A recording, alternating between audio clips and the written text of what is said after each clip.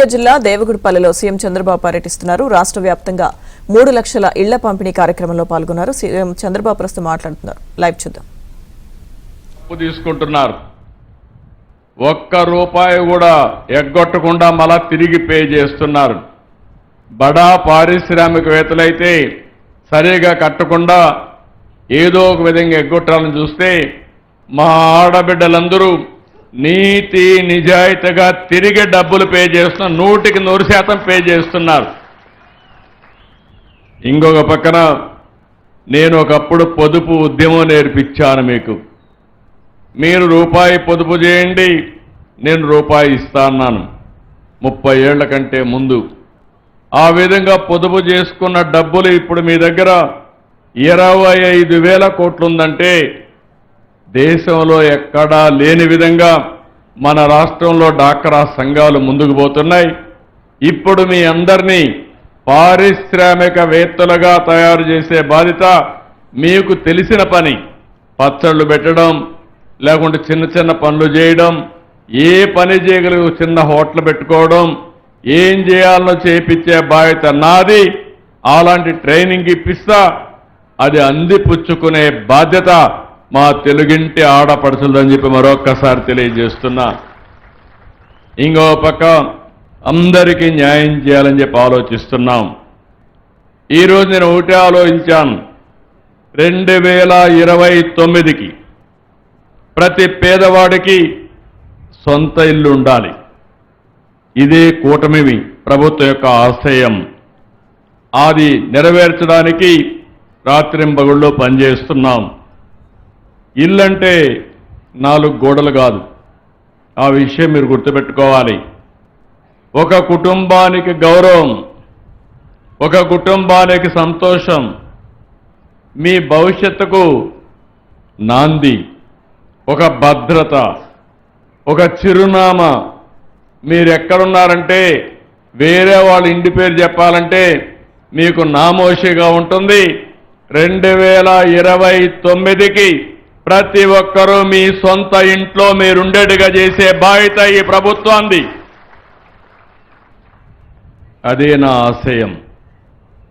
ఈ ఇండ్లు కూడా మీరు ఒకసారి గుర్తుపెట్టుకోవాలి.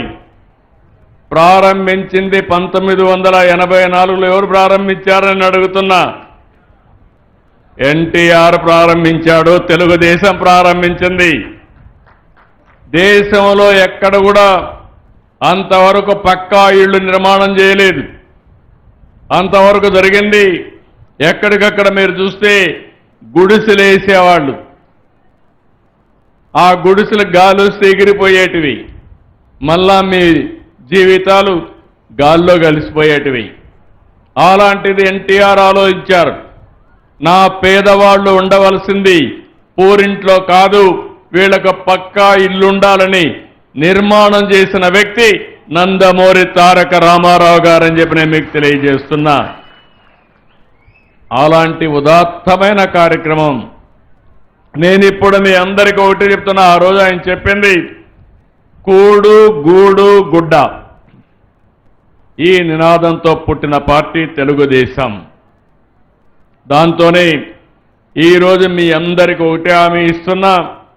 ఆ రోజు ప్రారంభించిన ఉద్యమం ప్రతి ఒక్కరికి సొంత ఇంటి కల 2029కి పూర్తి చేసే బాధ్యత నాది. ఆ తర్వాత మీరు డబ్బులు సంపాదిస్తే మళ్ళా ఇల్లు కొట్టేసి కొత్త ఇల్లు కట్టుకోవచ్చు. అది నిరంతరం చేసే పని. అలాంటి కార్యక్రమానికి మనం ముందుకు పోదాం. 17 నెలలైంది, చాలా ఇబ్బందులు ఉన్నాయి. నాకు అడ్మినిస్ట్రేషన్ కొత్త కాదు, 4వసారి ముఖ్యమంత్రి. నేను ఎప్పుడొచ్చినా పరిపాలనలో పట్టుంటుంది. భవిష్యత్తు ఆలోచించుకుని ఒక విజన్తో ముందుకు పోతాం.